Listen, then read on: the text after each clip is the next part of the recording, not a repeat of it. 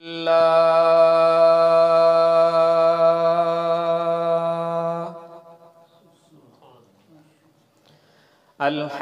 لله الذي نور قلوبنا بنور الإيمان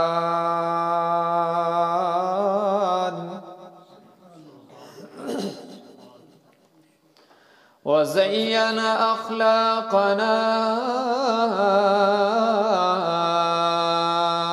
بنور السنة والقرآن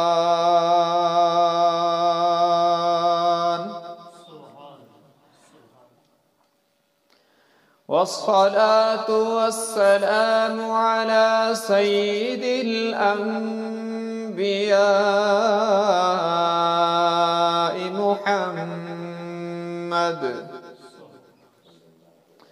الذي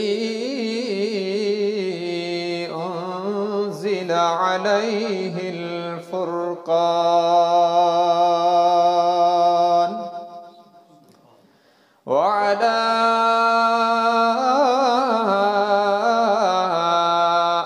آله وأصحابه الذين آمنوا بالبيان.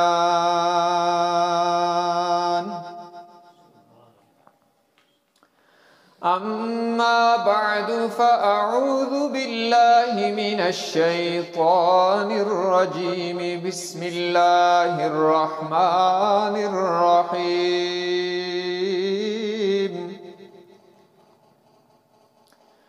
وقضى ربك ألا تعبدوا إلا إياه وبالوالدين إحسانا إما يبلغن عندك الكبر أحدهما أو كلاهما فلا تقل لهما أف ولا تنهرهما وقل لهما قولا كريما واخفض لهما جناح الذل من الرحمة وقل رب ارحمهما كما ربياني صغيرا. وقال النبي صلى الله تبارك وتعالى عليه وسلم الجنة تحت أقدام الأمهات. وقال النبي صلى الله تبارك وتعالى عليه وسلم المؤمن مألف ولا خير في من لا يألف ولا يؤلف. وقال النبي صلى الله تبارك وتعالى عليه وسلم الخلق عيال الله فأحب الخلق إلى الله ومن أحسن إلى عياله. وقال النبي صلى الله تبارك وتعالى عليه وسلم والمؤمنون كرجل واحد. وقال النبي صلى الله تبارك وتعالى عليه وسلم المؤمن أخو المسلم المسلم أخو المسلم أو كما قال النبي صلى الله تبارك وتعالى عليه وسلم. صدق الله وصدق رسوله النبي الأمي الهاشمي الأمين الكريم ونحن على ذلك لمن الشاهدين والشاكرين والحمد لله رب العالمين.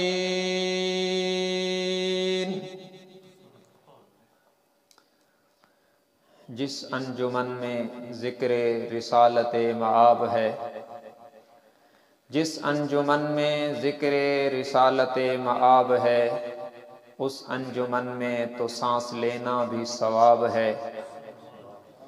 خاتم الرسل حامل ام الکتاب ہے، خاتم الرسل حامل ام الکتاب ہے، ان پر درود جن کا پسینہ گلاب ہے۔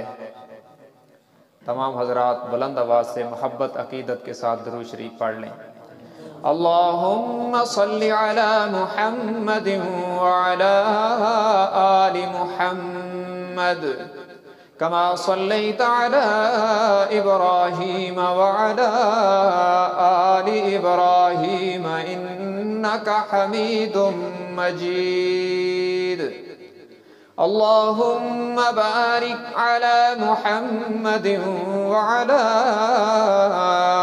آل محمد کما بارکت علی ابراہیم وعلی آل ابراہیم انکا حمید مجید۔ میرے محترم بزرگوں اور بھائیوں اور گھروں میں ہماری گفتگو سننے والی ہماری مائیں بہنیں بیٹیاں، آج کی یہ ہماری ملاقات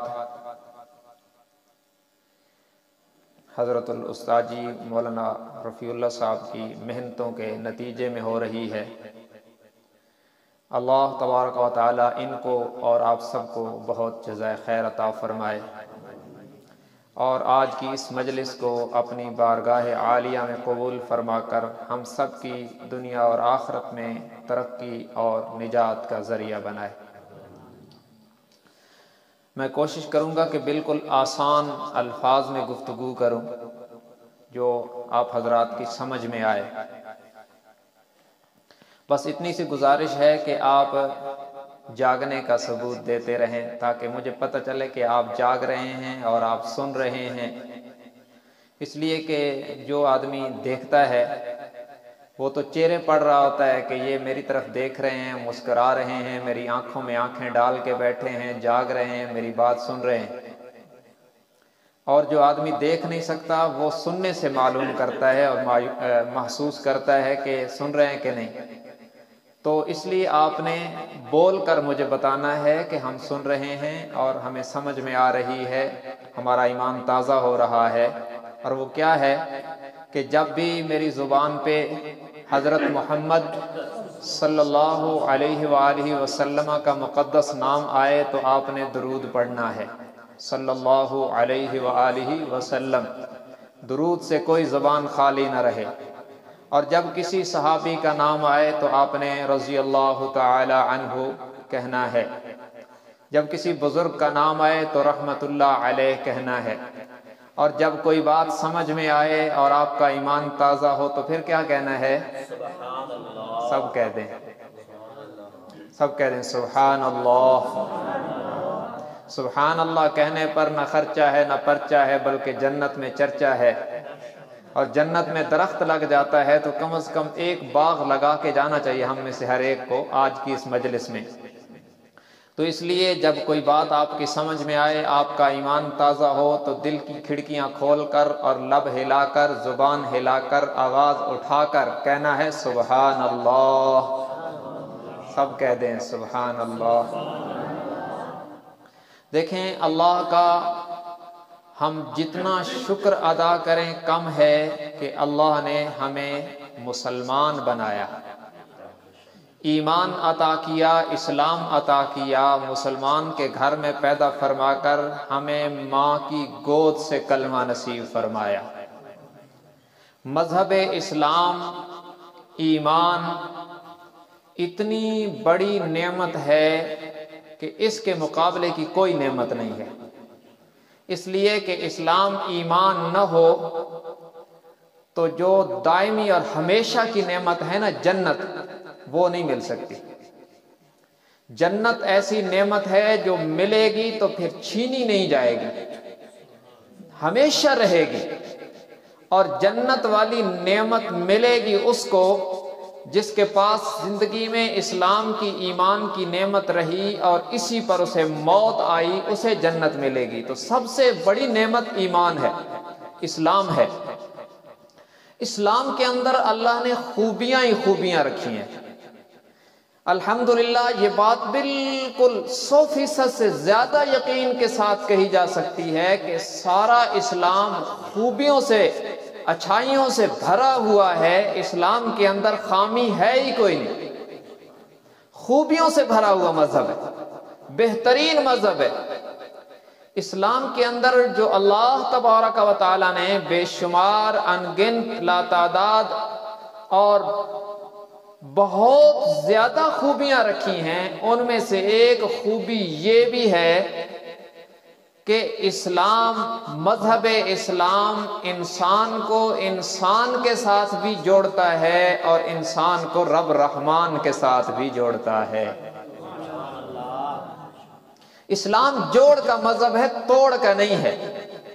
آپس میں معاشرے میں بندوں کو بندوں سے بھی نہیں توڑتا اور بندوں کو بندوں کے معبود اور رب سے بھی نہیں توڑتا، بندوں کو بندوں سے بھی ملا دیتا ہے اور بندوں کو بندوں کے خالق اللہ سے بھی ملاتا ہے۔ یہ اسلام کی خوبی ہے۔ اسلام سے پہلے جو معاشرہ تھا نا، وہ صنعت میں، کاریگری میں، مال و دولت میں اور لیڈری اور چودراہٹوں میں ہم سے کہیں زیادہ تھے، لیکن قرآن انہیں کہتا ہے اِذْ كُنْتُمْ أَعْدَاءً، ایک دوسرے کے دشمن تھے، ایک دوسرے کے خون کے پیاسے تھے، اور ذرا سی بات پر لڑائی ہوتی اور صدیوں جاری رہتی اور سینکڑوں لوگ، ہزاروں لوگ آپس کی جنگوں میں مارے جاتے، انسان درندے بن چکے تھے۔ اسلام نے آ کر انہی کو جوڑا تو وہ اتنے بے مثال محبت کرنے والے بنے کہ عرش سے ان کے پیار کی تعریف اتر آئی۔ رحماء بینہم، رب العالمین نے فرمایا کہ میرے محبوب یہ جو آپ کے ساتھی ہیں نا، یہ آپس میں بڑا پیار کرتے ہیں۔ یہ ان کا باہمی رب جو تھا۔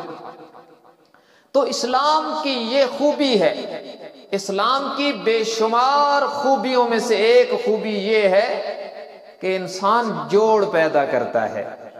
اسلام جوڑ پیدا کرتا ہے انسانوں میں، انسان کو انسانوں سے بھی ملاتا ہے اور انسان کو رب رحمان سے بھی ملاتا ہے، کہیں توڑ پیدا نہیں کرتا ہے۔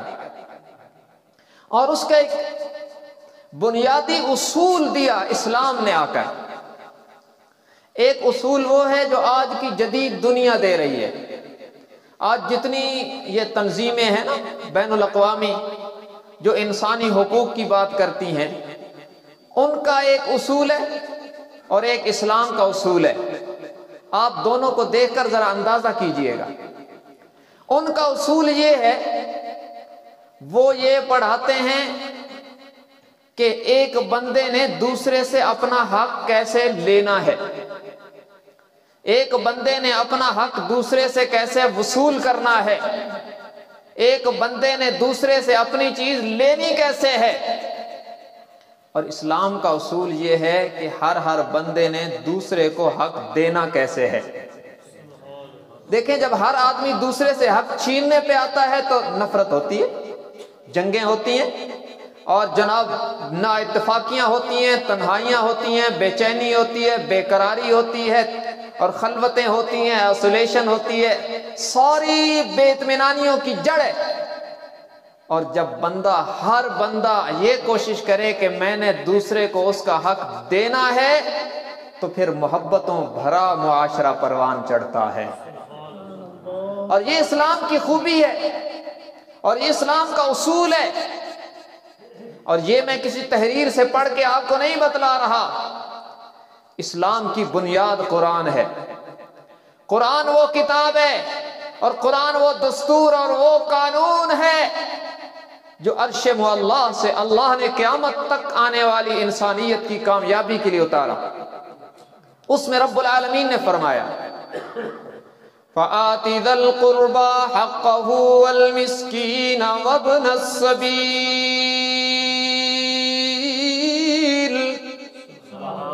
فرمایا اپنے قریبی رشتہ داروں کو، مسکینوں کو، مسافروں کو ان کے حق دیا کرو۔ دیکھیں دینے کی بات ہے، اور جب ہر بندہ ایک دوسرے کو حق دینے پہ آ جاتا ہے تو نفرت رہتی نہیں۔ اور اسی کی تشریح جناب محمد رسول اللہ صلی اللہ علیہ وسلم نے اپنی زبان اطہر سے فرمائی۔ اور یاد رکھنا حدیث قرآن کی تشریح کا نام ہے۔ وَأَنزَلْنَا إِلَيْكَ الْكِتَابَ لِتُبَيِّنَ لِلنَّاسِ مَا نُزِّلَ إِلَيْهِمْ وَلَعَلَّهُمْ يَتَفَكَّرُونَ۔ یہ میرے آقا صلی اللہ علیہ وسلم قرآن کے شارح ہیں، کبھی کوئی حدیث صحیح قرآن کے خلاف نہیں ہوتی۔ یہ تو بعض لوگوں کی عقل میں فطور ہے نا کہ وہ سمجھتے ہیں یہ حدیث قرآن کے خلاف ہے اور یہ حدیث قرآن کے خلاف ہے۔ ہم کہتے ہیں حدیث ہوتی نہیں جو قرآن کے خلاف ہو، اور جو حدیث ہوتی ہے وہ قرآن کے خلاف ہوتی نہیں ہے۔ تو نبی مکرم صلی اللہ علیہ وسلم نے اسی اصول کی وضاحت فرمائی۔ کب؟ ایک صحابی حضرت عبداللہ ابن عمر ابن عاص رضی اللہ تعالیٰ عنہ، دونوں باپ بیٹا صحابی ہیں۔ یہ جو حضرت عبداللہ ہیں بخاری شریف میں یہ ہے، بہت درویش صحابی، ہر وقت اللہ اللہ کرنا۔ تو ان کی جب شادی ہوئی تو تیسرے دن حضور اکرم صلی اللہ علیہ وسلم ان کے ہاں تشریف لے گئے۔ تو قسمت والے لوگ تھے جن کی شادیاں ہوتی تھیں، مبارکباد دینے کے لیے آمنہ کے لال تشریف لے جایا کرتے تھے۔ آپ تشریف لے گئے تو بیوی، ان کی بیوی حضور کی روحانی بیٹی، اور آپ نے پوچھا عبداللہ کو کیسا پایا، کیسا بندہ ہے؟ تو ان کی بیوی نے عرض کیا کہ ہمارا حال تو اس نے پوچھا ہی کوئی۔ تو آپ نے بلا لیا، عبداللہ یہ کیا کیا؟ اور آپ نے سمجھایا، فرمایا وَلِنَفْسِكَ عَلَيْكَ حَقٌّ وَلِجَسَدِكَ عَلَيْكَ حَقٌّ وَلِزَوْجَتِكَ عَلَيْكَ حَقٌّ۔ ارے آپ کے جسم کے آپ کے اوپر حق ہیں، آپ کے نفس کا بھی آپ کے اوپر حق ہے، اور آپ کی بیوی کا بھی آپ کے اوپر حق ہے۔ اور پھر فرمایا وَآتِ كُلَّ ذِي حَقٍّ حَقَّهُ، ہر حق والے کو اس کا حق دیا کر۔ دیکھیں دینے کی بات ہو رہی ہے، لینے کی نہیں، چھیننے کی نہیں، دینے کی بات ہو رہی ہے۔ اور پھر اس دینے کے فضائل بتلائے ہیں کہ جو دوسرے کا حق ادا کرے گا اسے اللہ انعام دے گا۔ یہ محبت کی بنیاد ہے۔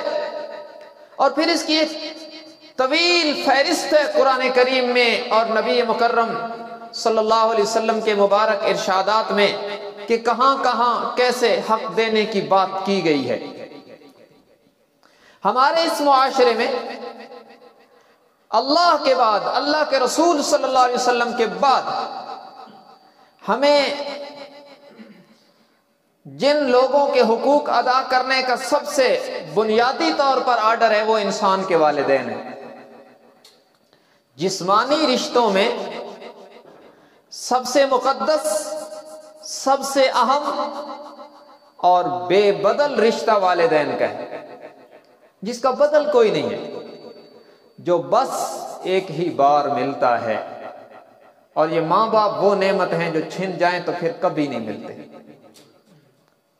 تو سب سے بنیادی طور پر جسمانی رشتوں میں یہ سب سے مقدم ہے کہ ان کا حق ادا کرنا ہے۔ ان کے حق ادا کرنے کے بھی قرآن نے باقاعدہ طور پر ترغیب دی، حکم دیا اللہ نے۔ والدین کو یہ نہیں کہا کہ تم نے اولاد سے اپنے حق چھیننے ہیں، بلکہ اولاد کو کہا تم نے اپنی ماں باپ کے حق ادا کرنے ہیں تاکہ محبت کا معاشرہ پروان چڑھے۔ یہ دیکھیں قرآن کریم ہے، 15واں پارہ ہے، سورہ بنی اسرائیل ہے، اور بنی اسرائیل کا یہ تیسرا رکوع ہے، پہلی آیات ہیں جو میں نے ابھی خطبے میں پڑھی ہیں۔ فرمایا وَقَضَى رَبُّكَ أَلَّا تَعْبُدُوا إِلَّا إِيَّاهُ وَبِالْوَالِدَيْنِ إِحْسَانًا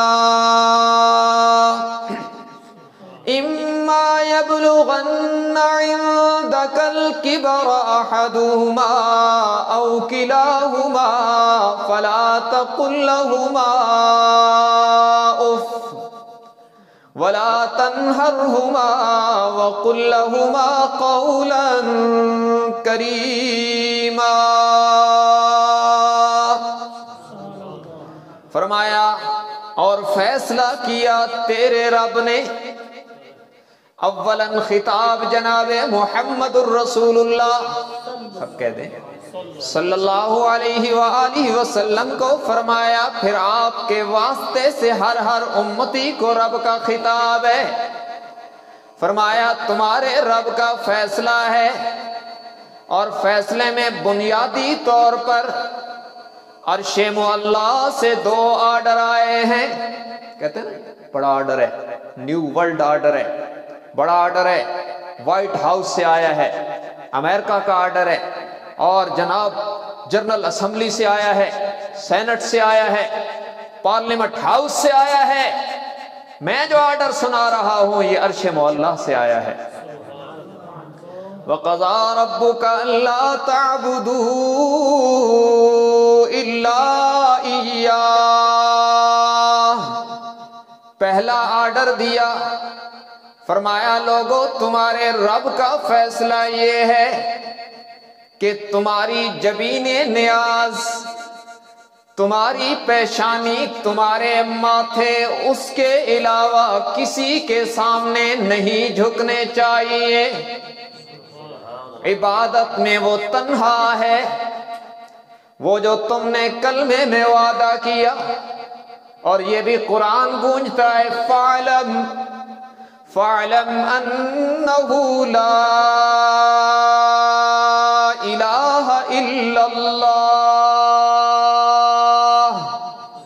فرمایا بندو دل کی گہرائیوں سے یہ بات جان لو کہ اللہ کے علاوہ معبود کوئی نہیں.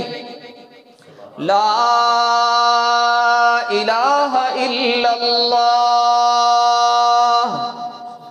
یہ وہ ترانہ ہے جو کبھی فاران کی چوٹیوں سے گونجا، اور یہی وہ ترانہ ہے جو آخری وقت میں امی عائشہ کی جھولی سے گونجا ہے. یہ وہ ترانہ ہے جس کے متعلق اقبال کہتا ہے خودی کا سر نہاں لا الہ الا اللہ، لا الہ الا اللہ. اور یہ نغمہ فصل گل و لالا کا نہیں پابند، یہ نغمہ فصل گل و لالا کا نہیں پابند.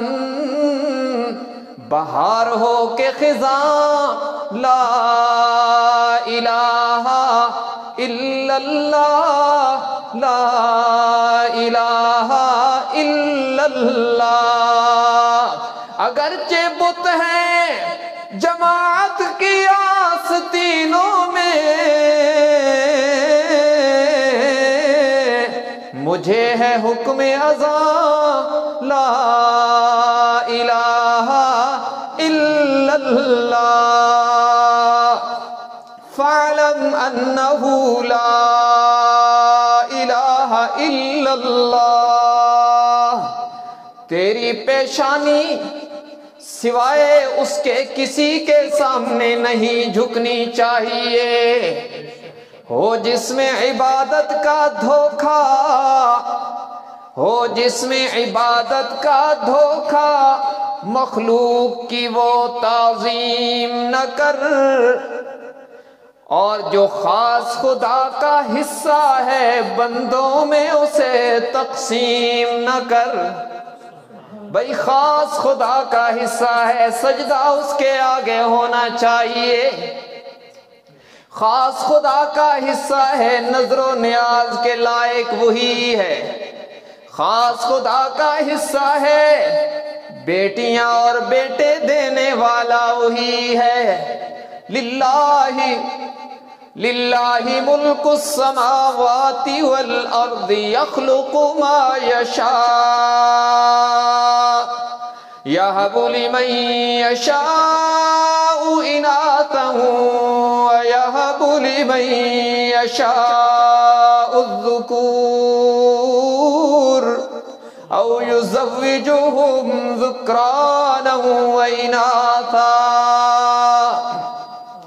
وَيَجْعَلُ مَن يَشَاءُ عَقِيمًا إِنَّهُ عَلِيمٌ قدیر۔ فرمایا ساری کائنات میں اللہ کا راج ہے، وہ جو چاہتا ہے پیدا کرتا ہے، جسے چاہتا ہے بیٹیاں عطا فرماتا ہے، جسے چاہتا ہے بیٹے عطا فرماتا ہے، جسے چاہتا ہے بیٹیاں بھی دیتا ہے، بیٹے بھی عطا کر دیتا ہے، اور جسے چاہتا ہے کچھ نہیں دیتا، وہ صاحب اختیار اور صاحب قدرت ہے، کوئی اسے پوچھنے والا نہیں۔ وَقَضَىٰ رَبُّكَ أَلَّا تَعْبُدُوا، وہ ذات و صفات میں تنہا ہے، ہر قسم کی عبادت اسی کا حق ہے۔ اور تجھے اور مجھے آرڈر ہے 5 وقت آیا کر اور اسی کے در پہ سر جھکایا کر، اسی کو درد دل سنایا کر۔ لوگ کہتے ہیں غم سنانے سے ہلکا ہوتا ہے، لوگ بندے بندوں کو غم سنائیں تو ہلکا ہوتا ہے، بندہ رب کو غم سنائے تو رہتا ہی نہیں ہے۔ کہہ دیں سبحان اللہ۔ اللہ کو درد دل سنایا کرو، 5 وقت اس کے در پہ آیا کرو۔ اللہ نے 5 نمازیں فرض کی نا تاکہ بندہ 5 وقت میرے در پہ آئے اور روحانی طور پر نہا کے جائے۔ نماز روحانی غسل ہے، بندے کو دھو دیا جاتا ہے۔ اور ہم سمجھتے ہیں 5 نمازیں پڑھ رہے ہیں، کاش کہ ہمیں پتہ ہو اللہ ثواب کتنا دے رہا ہے۔ سفر معراج میں حضور علیہ السلام کو اللہ نے امت کے لیے تحفہ دیا، 50 نمازیں تھی۔ اگر پوری 50 ہوتی تو پھر تو ہم ادھر ہی رہتے نا، لیکن یہ نظام قدرت چلا اور 50 سے 5 ہو گئی، لیکن رب العالمین نے حضور علیہ السلام کے اصرار پر ادھر سے تعداد گھٹا دی، ادھر سے اجر نہیں گھٹایا۔ قانون 2 ضابطے پہ، ما یبدل القول لدی ایک ضابطہ، ان من جاء بالحسنۃ فلہ 10 امثالها، یہ دوسرا ضابطہ۔ ان کی روشنی میں علماء نے لکھا ہے کہ یہ معاملہ ادھر سے ہوا کہ 50 سے 5 ہو گئی، مگر عرش سے کہا گیا آپ کی امت 5 پڑھتی رہے گی، میں ثواب 50 کا دیتا رہوں گا۔ تو اس لیے ہمیں 5 تو پڑھنی چاہیے کم از کم، کہ ثواب 50 کا مل رہا ہے، اور بھی بڑے بڑے انعامات اور اجر کے وعدے ہیں۔ بہرحال پہلا آرڈر آیا عرش معلیٰ سے کہ عبادت میں وہ تنہا ہے، بگڑی بنانے والا وہ تنہا ہے۔ وہ میں نے ایک کلام پڑھا، یوٹیوب پہ ریکارڈ بھی کروایا، ایک کلام تھا کسی اور کا، میں نے اپنی طرف سے بنا کر مثبت مواد دیا۔ بگڑی بھی بنائیں گے، جلوے بھی دکھائیں گے، بگڑی بھی بنائیں گے، جلوے بھی دکھائیں گے۔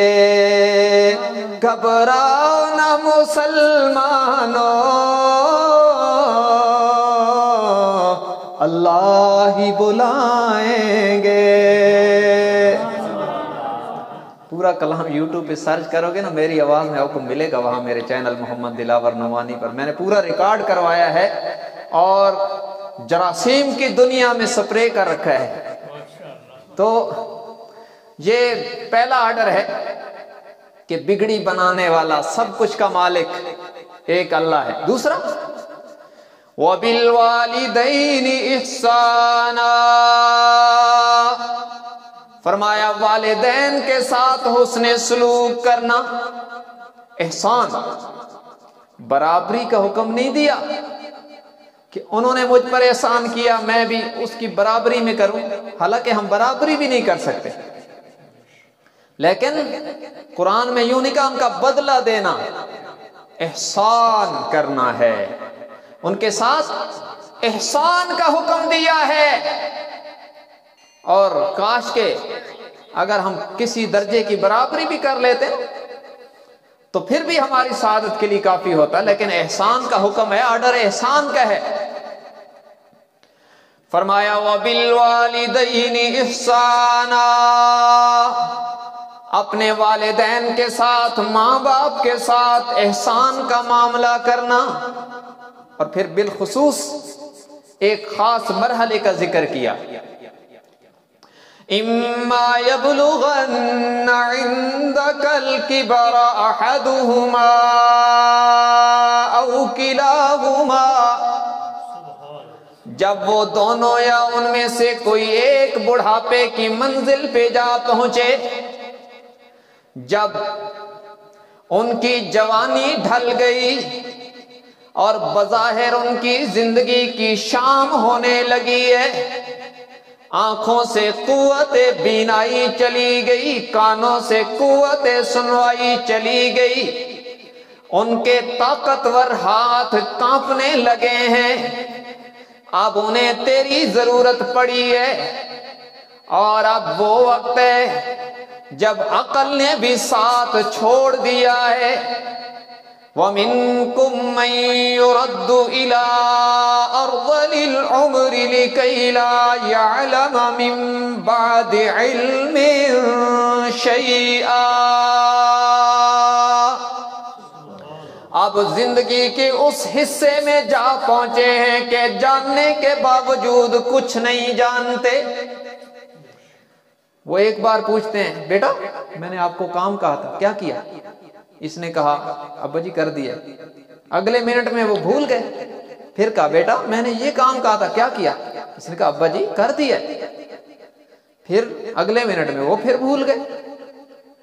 تو قرآن نے کہا اس طرح کے تکرار میں تیرے لہجے میں اگر گرمی آ گئی تو خبردار، یہ بڑا نازک مرحلہ ہے، کہیں تیرے لہجے کی گرمی تجھے جہنم کی گرمی میں نہ ڈال دے۔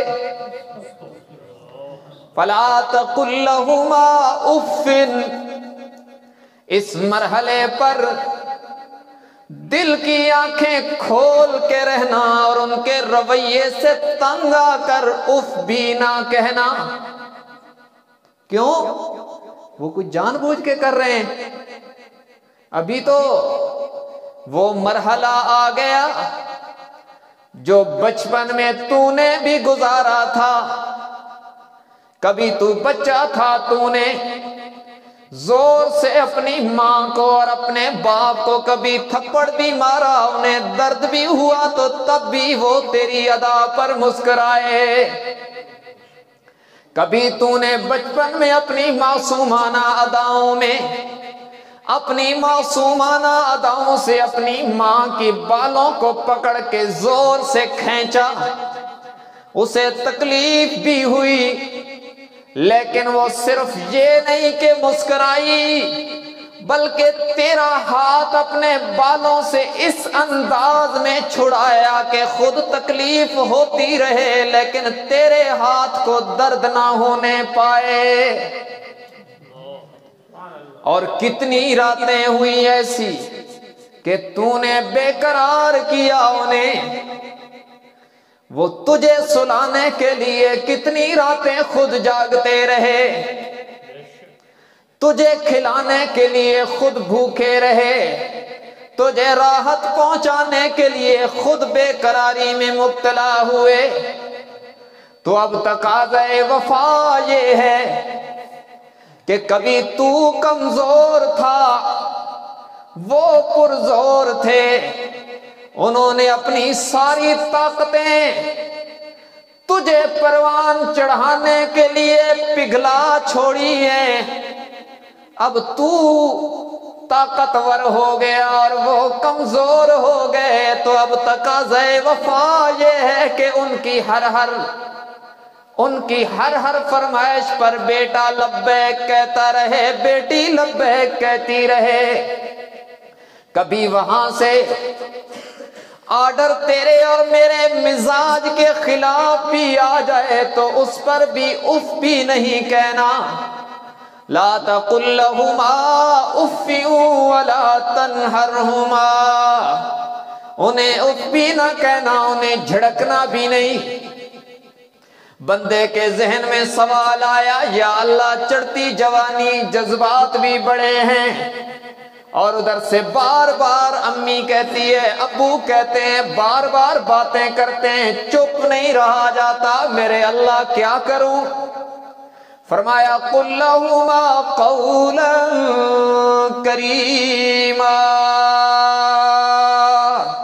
اگر تجھ سے چپ نہیں رہا جاتا تو نے ضرور ہی بولنا ہے، تو پھر وہ بات کر کے تیری زبان کھلے تو ان کے دلوں میں ٹھنڈ پڑ جائے. پھر بول وہ جو تیرے والدین کو سکون عطا کرے. یہ ترغیب دی جا رہی، آرڈر ہے رب کا.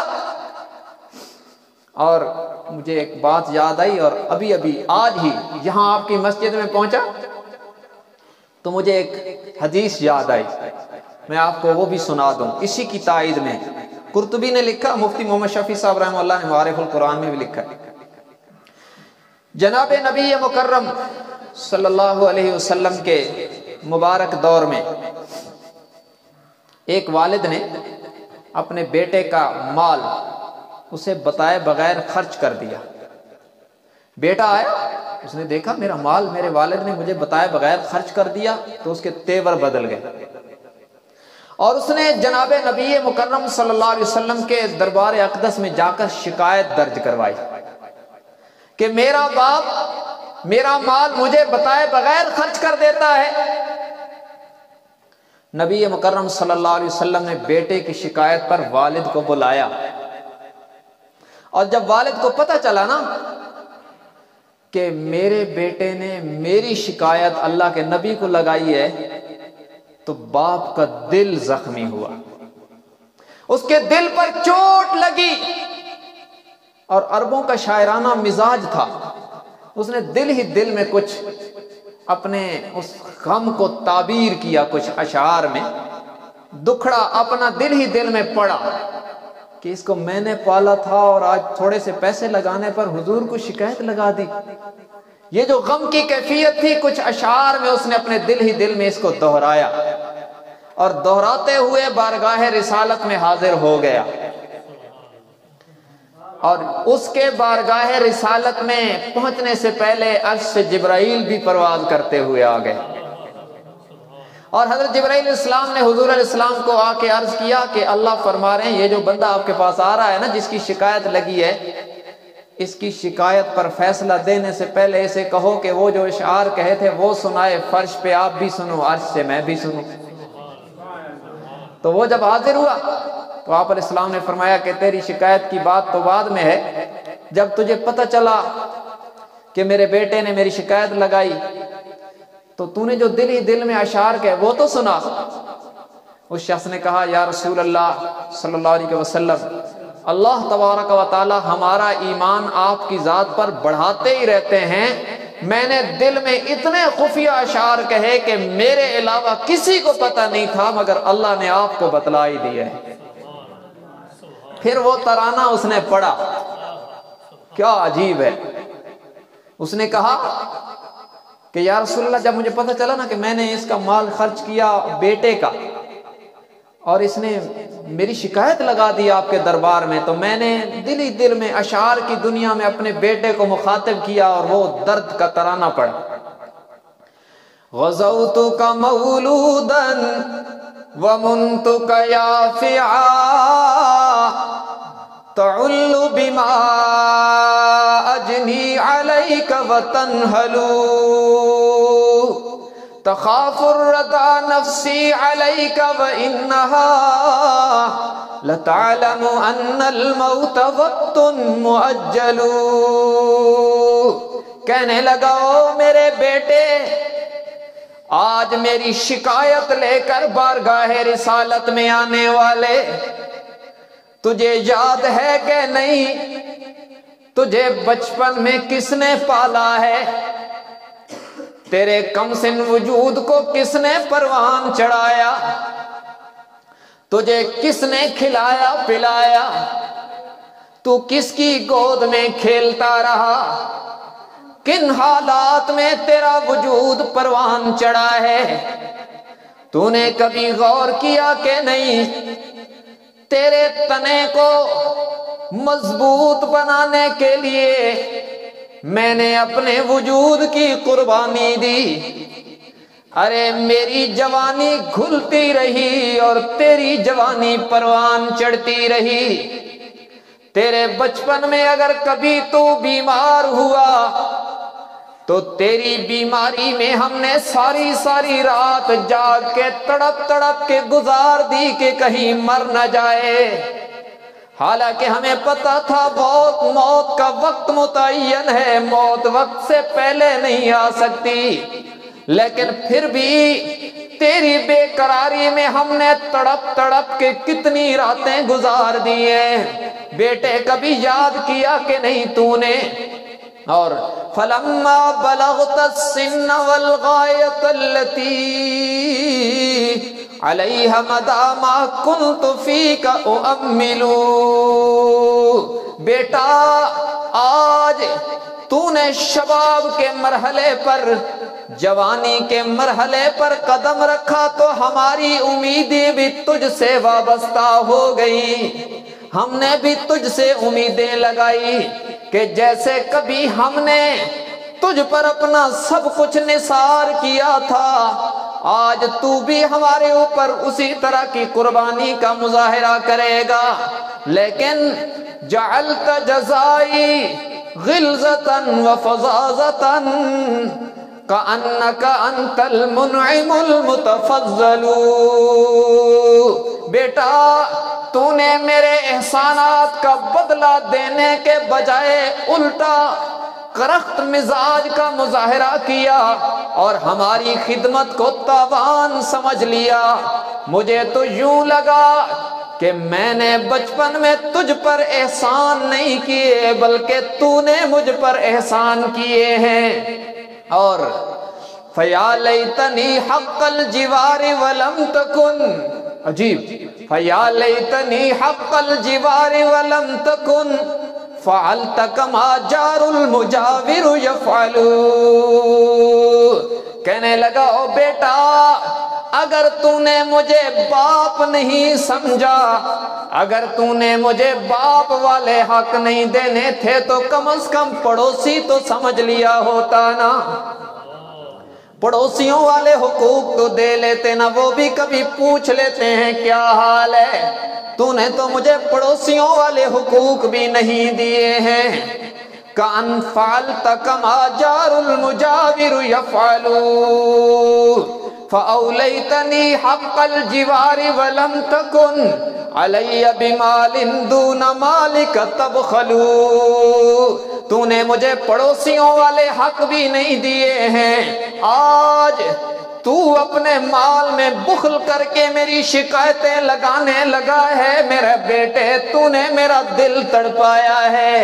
یہ بندہ اشعار پڑھتے پڑھتے جب اس کی زبان رکی، نگاہیں اٹھی تو دیکھا کہ آمنہ کے لال کی مقدس آنکھوں سے آنسوؤں کی لڑیاں جاری ہیں، اور میرے آقا نے اس بیٹے کا ہاتھ پکڑ کے فرمایا جو شکایت لے کے آیا تھا، اسے فرمایا قم، اٹھ جا اور میرا اعلان سن، انت و مالک لابیک، تو بھی اور تیرا مال بھی تیرے باپ کا ہے، وہ جیسے چاہے استعمال کرے۔ یہ ہے میرے نبی کا فرمان، اور یہ باپ کے متعلق، اور ماں کا حق تو اس سے بھی 3 درجے پہلے ہے۔ دیکھیں 4 احسانات ہیں، 3 ماں کے، 1 باپ کا، جس کو انسان کبھی بھی نہیں اتار سکتا، اور یہ میں اپنی طرف سے نہیں کرا، قرآن میں ہے۔ ماں کے 3 احسانات جن میں زیادہ تر ماں شریک ہے، وہ کیا ہے؟ حملتہ امہ کرہا، 1، ووضعتہ کرہا، 2، وفصالہ فی عامین، 3، اور چوتھا جس میں ماں باپ دونوں شریک ہیں وہ کیا ہے؟ رب ارحمہما کما ربیانی صغیرا۔ آپ سبحان اللہ کو میں ترجمہ کروں۔ پہلا حق ماں کا، اس نے 9 ماہ تک تجھے اور مجھے پیٹ میں اٹھایا، مشقتیں جھیلی۔ دوسرا حق ووضعتہ کرہا، میری اور تیری پیدائش پر اس نے موت کو گلے لگا کر تکلیفیں جھیل کے مجھے اور آپ کو جنم دیا۔ اور تیسرا وفصالہ فی عامین، 2 سال تک ماں مستقل نوکرانی بن کر دودھ پلاتی رہی، اور بچہ جب بالکل چھوٹا ہوتا ہے وہ لیٹے لیٹے دودھ نہیں پیتا، اور دودھ چاہیے بھی زیادہ ہوتا ہے، تو تھوڑی تھوڑی دیر کے بعد بچہ روتا ہے، ماں بے قرار ہو کر اٹھتی ہے، اس کی نیند بھی خراب ہوتی ہے، لیکن وہ غصہ نہیں دکھاتی، بچے کو اٹھ کر گود میں لٹا کر دودھ بھی پلاتی ہے، پیار بھی دیتی ہے۔ اس کا حق کون ادا کرے گا؟ اور چوتھا جس میں ماں باپ دونوں شریک ہیں، کما ربیانی صغیرا، پھر دودھ چھڑانے سے لے کر تیرے اپنے پاؤں پر کھڑا ہونے تک، تیرے برسرے روزگار ہونے تک تجھے کس نے کھلایا پلایا، تیری فرمائشیں کس نے پوری کی؟ 4 حق ہیں، اور اسی کو جناب نبی مکرم صلی اللہ علیہ وسلم نے اپنے فرمان میں تعبیر کیا ہے۔ میں نے عرض کیا نا، حدیث قرآن کی تشریح ہوتی ہے، قرآن کے خلاف نہیں ہوتی۔ حضور علیہ السلام سے پوچھا گیا مجھ پر سب سے پہلے کس کا حق ہے؟ آپ نے فرمایا امک، تیری ماں کا۔ صحابی نے عرض کیا دوسرے نمبر پہ، فرمایا امک، تیری ماں کا۔ اس نے عرض کی تیسرے نمبر پہ، آپ نے فرمایا تیری ماں کا۔ اس نے عرض کیا چوتھے نمبر پہ، فرمایا ابو کا، تیرے والد کا۔ پہلے 3 حق ماں کو دیے، چوتھا حق باپ کو دیا، وہی ہے جو قرآن کی تعبیر ہے، وہی ہے آمنہ کے لال کی زبان۔ بالکل قرآن اور حدیث سیم فٹ ہے۔ ہماری عقل میں فطور آ جائے تو پھر حدیث قرآن کے خلاف نظر آتی ہے، اگر تھوڑی سی عقل بیدار ہو تو ہر حدیث قرآن کی تشریح بنتی نظر آتی ہے۔ یہی وضاحت حضور کی زبان سے ہو رہی ہے اور یہی چیز قرآن میں آ رہی ہے، بالکل مطابقت ہے۔ لیکن ایک بات یاد رکھیں، ہمارے ہاں ایک غلط جملہ مشہور ہے، قابل اصلاح ہے، آدھی اچھائی ہے۔ لوگ کہتے ہیں جی سب کچھ میری ماں کی دعاؤں کا صدقہ ہے۔ جملہ تو اچھا ہے لیکن آدھا ہے۔ یوں نہ کہیں کہ سب کچھ میری ماں کی دعاؤں کا صدقہ ہے، یوں کہیں سب کچھ میرے ماں باپ کی دعاؤں کا صدقہ ہے۔ باپ کو کیوں چھوڑ دیا؟ اللہ کے بندے یاد رکھو، استاد جی تشریف فرمائیں، ان کی موجودگی میں کہتا ہوں، محبت عقیدت میں ماں اول ہے، تعظیم میں باپ اول ہے۔ 3 حق ماں کے ہیں، محبت ماں کو زیادہ دو، عقیدت ماں سے زیادہ رکھو، لیکن ادب باپ کا زیادہ کرنا ہے۔ تعظیم میں باپ اول ہے، اس پر تو علماء کا اجماع۔ کیا مطلب؟ آپ نے ہدیے دینے ہیں، چیزیں لا کے دینی ہیں، ٹھیک ہے ماں کو زیادہ دو، ان کا حق زیادہ ہے، لیکن جب مرحلہ تعظیم کا آئے گا نا تو چارپائی پر ماں کے سرانے بیٹھنے کی گنجائش ہے، باپ کے سرانے نہ بیٹھنا بے ادبی کا شائبہ ہے۔ اس کی تعظیم ان کی زیادہ ہے۔ اور یاد رکھنا، والدین کے ادب اور احترام کے لیے صرف ان کا ماں باپ ہونا کافی ہے۔ یاد رکھیں، بڑی نازک بات ہے، والدین کی تعظیم اور ان کے ادب کے لیے ان کا مسلمان ہونا بھی ضروری نہیں ہے۔ اگر خدا نہ خواستہ کسی کے ماں باپ کافر بھی ہو نا، تب بھی شریعت نے 3 کام کرنے کا حکم اس کو بھی دیا ہے کہ ان کا ادب بھی کرنا ہے، ان سے محبت بھی کرنی ہے، ان کی خدمت بھی کرنی ہے، ہاں خلاف شریعت معاملات میں اطاعت نہیں کرنی۔ بس اتنی سی پابندی لگائی، لیکن بدتمیزی پھر بھی نہیں کرنی کہ چل تو مشرک ہے، یہ نہیں کہنا۔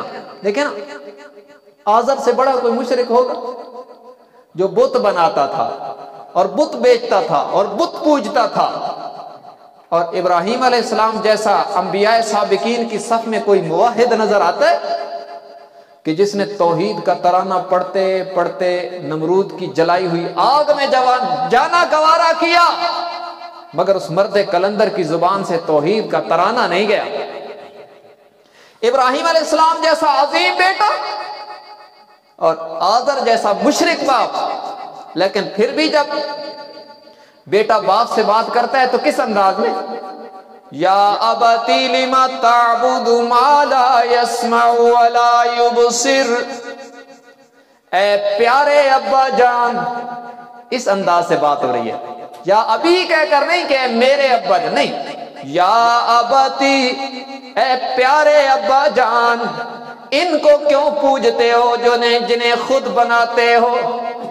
بڑی محبت سے تبلیغ کی جا رہی ہے۔ تو جب کافر باپ سے بدتمیزی کا اختیار نہیں، کافر ماں سے بے ادبی کی اجازت نہیں، تو ہمارے والدین تو الحمدللہ مسلمان ہیں، ان سے بدتمیزی کیسے روا ہو سکتی ہے؟ تو اس لیے فرمایا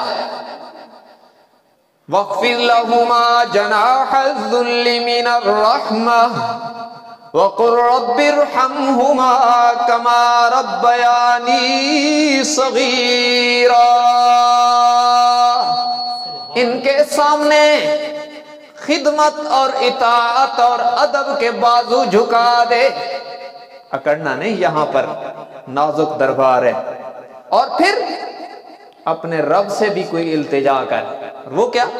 رب ارحمہما کما ربیانی صغیرا، والدین زندہ ہوں یا دنیا سے چلے گئے ہوں، ہر حال میں آرڈر ہے۔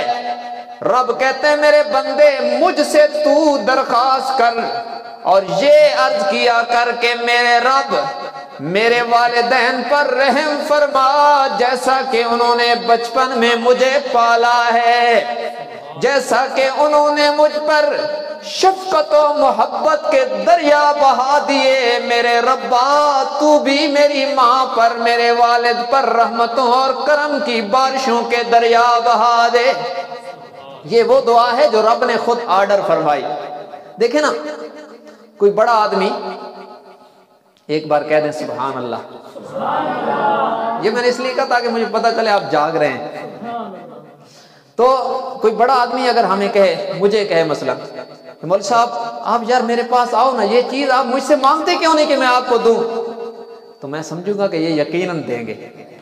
وہ کہیں کہ کل آنا میں آپ کو 10,000 روپیہ دوں گا، تو میں کہوں گا یار یہ تو یقیناً دیں گے، لیکن ہو سکتا ہے کہ کل اس کا ارادہ بدل جائے، اور یہ بھی ہو سکتا ہے کہ کل وہ کہے یار مولوی صاحب آپ کے آنے سے پہلے ایک اور بندہ آ گیا تھا، وہ لے گیا، اب میرے پاس نہیں ہے۔ یہ ہو سکتا ہے، لیکن رب کے دربار میں تو یہ نہیں ہو سکتا نا۔ اس کے خزانے تو اتنے ہیں کہ ہماری عقل ان کی وسعت کو ناپ نہیں سکتی، اور اس کے قول و قرار بدلتے بھی نہیں ہیں۔ یو ٹرن یہاں لیے جاتے ہیں، وہاں نہیں لیے جاتے۔